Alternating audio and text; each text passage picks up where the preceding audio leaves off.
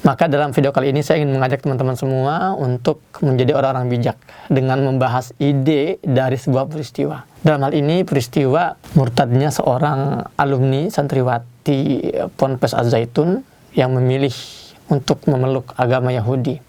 Emang bisa ya ras atau bangsa selain Yahudi itu memeluk agama Yahudi?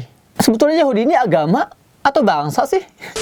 Bismillahirrahmanirrahim. Assalamualaikum warahmatullahi wabarakatuh. Sayyidina Ali bin Abi Thalib radhiyallahu anhu pernah berkata, "La tanzur ila man qala, wanzur ila ma qala." Jangan lihat siapa yang berkata, tapi lihat dan perhatikan apa yang dikatakan. Maka di sini saya ingin mengutip sebuah quote, sebuah perkataan dari istrinya mantan Presiden Amerika yang ke-35, namanya itu Eleanor Roosevelt. Sebuah quote yang sangat inspiratif. Great minds discuss ideas, average minds discuss events, and small minds discuss people. Kalau bahasa Cilengsinya itu kurang lebih orang bijak membahas ide dari sebuah peristiwa, sementara orang pintar membahas peristiwa, dan orang bodoh, tidak bijak, tidak pintar, mereka membahas orang lain. Maka dalam video kali ini saya ingin mengajak teman-teman semua untuk menjadi orang-orang bijak dengan membahas ide dari sebuah peristiwa. Dalam hal ini peristiwa murtadnya seorang alumni santriwati Ponpes Az-Zaitun yang memilih untuk memeluk agama Yahudi. Tapi juga teman-teman, biar jatuhnya nggak hoax, saya akan tetap mention, ya, menyebutkan siapa sih si fulanah ini yang murtad dan memeluk agama Yahudi. Antum bisa cek di kolom komentar di bawah ini, itu saya spill link akun Facebook dan akun YouTube beliau. Siapa tahu bagi teman-teman ada yang mau silaturahmi atau berkunjung, silakan. Tapi tolong teman-teman jangan menggunakan kata-kata yang buruk, ya. Gunakan kata-kata yang baik. Karena bagaimanapun ya, sekalipun dia orang Yahudi, dia tetap saudara kita. Paling tidak saudara semanusia dan saudara sebangsa se-Indonesia. Ada juga yang bilang, teman-teman, udahlah, nggak usah ngurusin dia lah. Agama-agama dia, itu pilihan dia. Jangan kita malah ngegibahin, menjatuhkan namanya, dan jadinya pencemaran nama baik. Jadi gini bro, kalau informasi sepenting ini tidak dikuak, tidak diungkap, ya, saya khawatir ini akan menular kebusukannya dan menginfeksi yang lain yang tidak paham dan tidak berdosa. Jadi saya punya tanggung jawab moral untuk menyampaikan kebenaran ini, untuk menjauhkan kita dari hal-hal buruk lainnya. Dan for your information ya, setelah saya stalking akun si murtadah ini, ternyata wow banget. Dia ini tidak hanya aktif, tapi dia ini proaktif dalam menyuarakan misi normalisasi Indonesia-Israel. Nanti bisa cek deh posting-postingannya. Ya, benar-benar itu isinya itu kurang lebih ya mengungkapkan, mengutarakan dukungannya agar Indonesia ini menjalin hubungan mesra dengan Israel. Dan juga dia mendiskreditkan Palestina sebagai pihak yang bersalah. Polanya teman-teman ya, kalau saya melihatnya ini polanya jelas nih. Ini tipe orang yang sudah tercuci otaknya, tertawan raganya, tercabut agamanya dari hatinya. Lalu entah sadar atau tidak sadar, dia ini dijadikan alat, senjata oleh Zionis untuk menyampaikan, menyebarkan propagandanya yang menyesatkan dan meracuni otak-otak warga Indonesia yang selama ini tidak bisa ditembus oleh Zionis. Ngeri sekali sebetulnya, terutama anak-anak muda nih yang menjadi target selama ini ya. Jangan kira antum tidak ditarget ya oleh Zionis. Yang antum sedang dicuci otaknya dengan berbagai konten-konten yang antum tonton.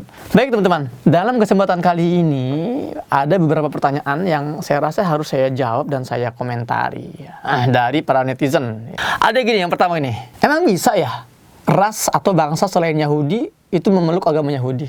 Sebetulnya Yahudi ini agama atau bangsa sih? Gitu kan? Ini pertanyaan yang sering kita dengar.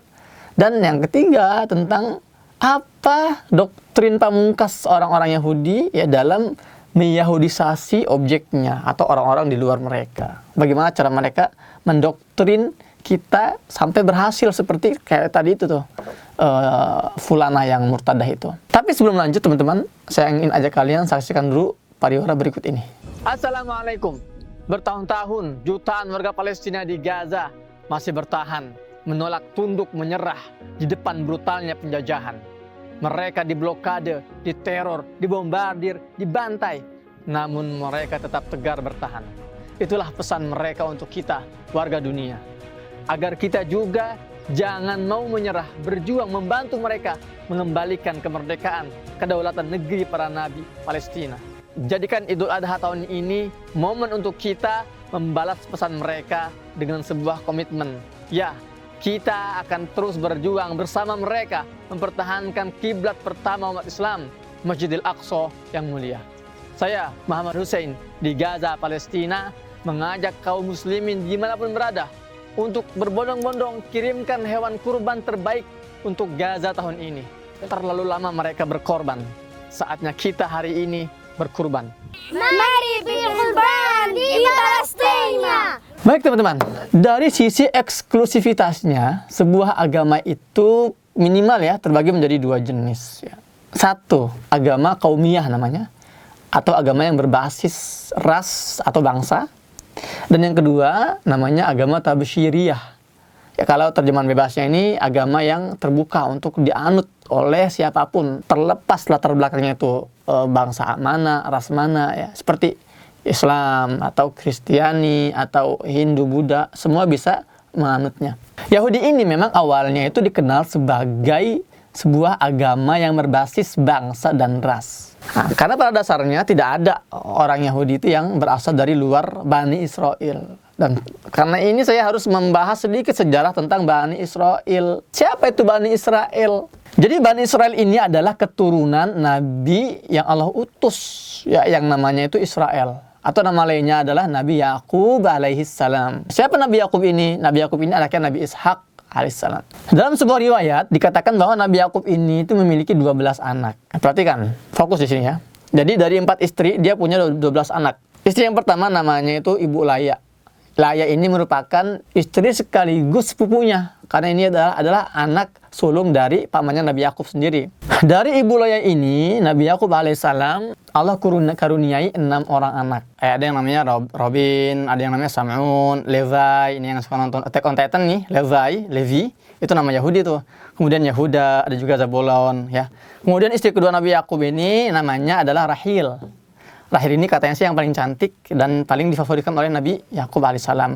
Dari rahim Rahil ini lahir 2 anak, namanya Nabi Yusuf alaihissalam yang paling ganteng sedunia, dan adiknya yang namanya Bunyamin atau Benjamin. Yang ketiga, istri ketiga ini namanya Zalfah. Zalfah ini melahirkan 2, Jad dan Asir. Dan yang terakhir, yang keempat, istrinya bernama Balhah. Dan Balhah ini punya 2 anak juga nih. Anak pertama namanya Dan, sementara anak kedua namanya Neftali. Makanya banyak orang-orang Israel namanya tuh Neftali. Contohnya Neftali Bennett, ya, mantan Perdana Menteri Israel yang gagal kemarin tuh. Jadi itulah 12 anak Nabi Yakub atau Nabi Israel yang kelak bertransformasi menjadi 12 suku Bani Israel.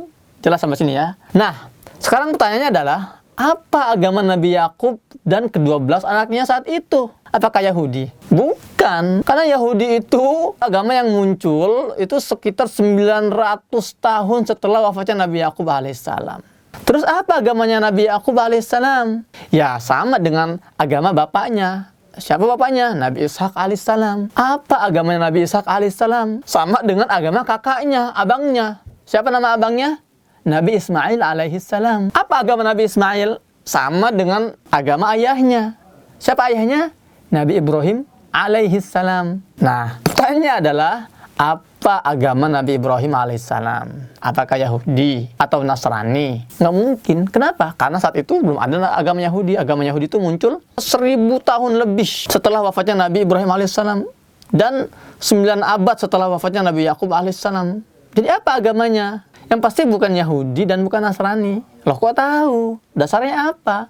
Dalam surat Al-Baqarah ayat 140 Allah berfirman, A'udzu billahi minasyaitonir rajim, am taquluna inna Ibrahima wa Ismaila wa Ishaqa wa Yaquba wal asbat kanu hudan aw nasara. Qul antum a'lamu amillah wa man adzlamu mimman katama syahadatan 'indahu minallah wa ma Allahu bighafilin amma ta'malun. Di ayat ini Allah tantang loh. Allah tantang orang Yahudi melalui lisannya Nabi Muhammad SAW. Kalian berani mengatakan bahwa Ibrahim, Ismail, Ishak, Yakub, dan anak-anak keturunannya itu beragama Yahudi, beragama Nasrani. Allah tantang itu. Wahai Muhammad, bilang ke orang Yahudi itu, apakah kalian mengaku lebih memahami hal ini dibandingkan Allah Subhanahu wa Ta'ala? Nggak bisa. Dan itu pertanyaan retorika. Pertanyaan retorika ini sifatnya itu menafikan. Kalian nggak usah tahu deh, nggak usah tahu tentang agama Nabi Ibrahim dan anak keturunannya. Lah, terus apa agama Nabi Ibrahim alaihissalam? Sudah ada jawabannya dalam surat Ali Imran ayat ke-67. Allah berfirman, A'udzubillahi minasyaitonirrajim, "Ma kana Ibrahimu Yahudiyan wala Nasraniyan, walakin kana hanifan muslima wa ma kana minal musyrikin." Jadi jelas ya, agama Ibrahim yang juga dianut oleh anak-anak keturunannya ya Islam. Adapun agama Yahudi ini baru muncul ribuan tahun setelah Nabi Ibrahim wafat, teman-teman. Ya, 9 abad setelah Nabi Yakub, cicitnya Nabi Ibrahim itu wafat. Jadi jauh dibanding agama Islam. Dan memang awalnya agama sempalan yang bernama Yahudi ini, ya yang diambil dari nama anaknya Nabi Yakub itu hanya dianut oleh keturunannya Nabi Yakub atau yang disebut dengan Bani Israel, 12 suku Bani Israel. Agama ini sudah melenceng dari fitrahnya, dari agama Islam. Makanya Allah Subhanahu wa taala mengutus lagi nabi-nabi lain, Nabi Zakaria, Nabi Yahya, Nabi Isa alaihi wassalam. Semua Allah utus untuk menyadarkan Bani Israel dan mengembalikan mereka kepada tauhid, menyembah Allah dan tidak menyekutukannya. Kembali ke agama Islam. Bukannya disambut, bukannya diikuti, ditaati, didengar, Bani Israel ini nih malah membunuhi para nabi. Bahkan puncaknya, parahnya, Bani Israel ini, orang-orang Yahudi ini, memfitnah Nabi Isa alaihissalam. Apa fitnahannya? Mohon maaf ya. Nabi Isa ini dianggap sebagai anak zina. Astagfirullahaladzim. Artinya mereka juga memfitnah Ibunda Maryam itu sebagai sosok wanita yang berzina. Waliyadzubillah. Ini tuduhannya sangat parah banget. Makanya saya aneh. Kalau ada orang Nasrani di Indonesia contohnya, atau dimanapun berada lah, itu membela orang Yahudi itu aneh gitu. Karena sebetulnya yang melecehkan Tuhan mereka itu ya orang Yahudi. Dilecehkan sedemikian rupa. Singkat cerita, pada masa-masa itu, agama Yahudi memang masih eksklusif. Karena masih dianut oleh 12 suku Bani Israel, keturunan Nabi Yakub alaihissalam. Ya. Sampai pada abad ke-7. Nah, di sini antum perhatikan ya, peristiwa ini, ya, sejarah ini. Sampai kepada abad yang ke-7 muncullah sebuah fenomena integrasi penggabungan ya. Sebuah suku namanya suku Khazar. Sebuah suku bangsa yang katanya sih keturunan Turki. Ini mereka memeluk agama Yahudi dan kelak mereka dinamakan dengan suku ke-13 atau nama lainnya adalah suku Yahudi Khazar yang hari ini bertransformasi ya, setelah mereka beranak pinak ya menjadi banyak.